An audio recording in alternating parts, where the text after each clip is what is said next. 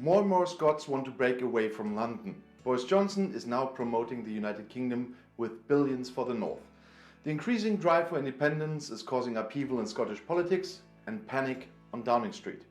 Because the National Party SNP under the Edinburgh Prime Minister Nicola Sturgeon rushes from success to success in polls, London's Conservative Prime Minister Boris Johnson has set up a staff unit to save the United Kingdom.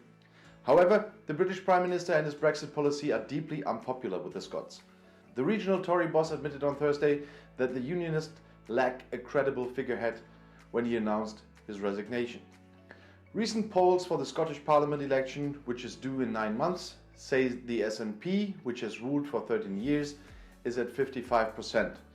Far behind are the Tories with 20%, ahead of the once overpowering Labour Party, which is already happy about a double-digit poll result.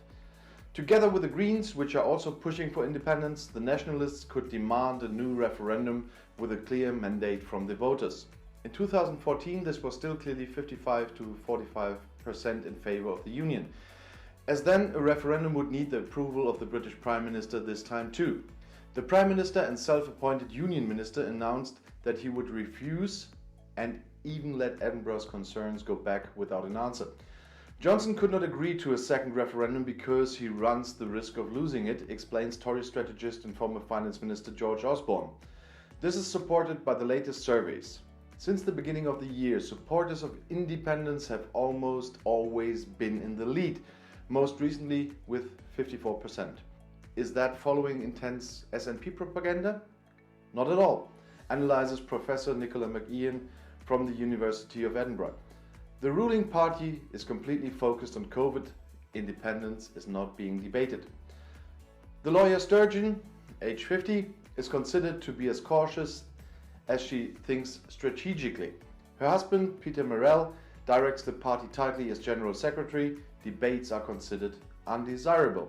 An Edinburgh party activist jokes that he feels reminded of an oligarchical organization. The Lex Cherry showed on last Friday that it is bubbling both at the grassroots level and among the mandate holders.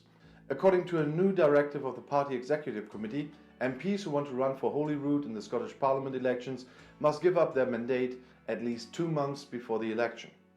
This is justified with the need to organise the by-elections for the lower house at the same time.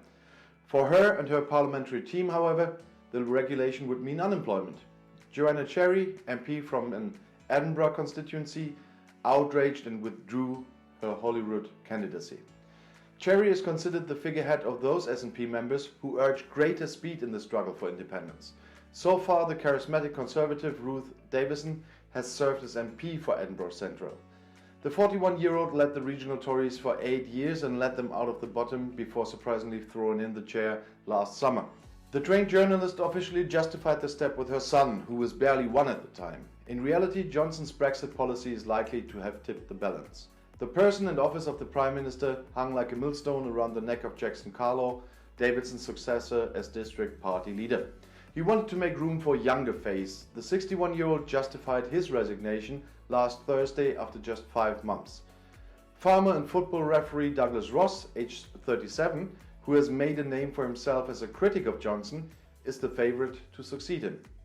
Anyone who wants to advertise the union with England that has been in force since 1707 in Scotland will need distance from the unloved white-blonde Englishman. The Prime Minister has now tried to do this with a lightning visit to the Orkney Islands.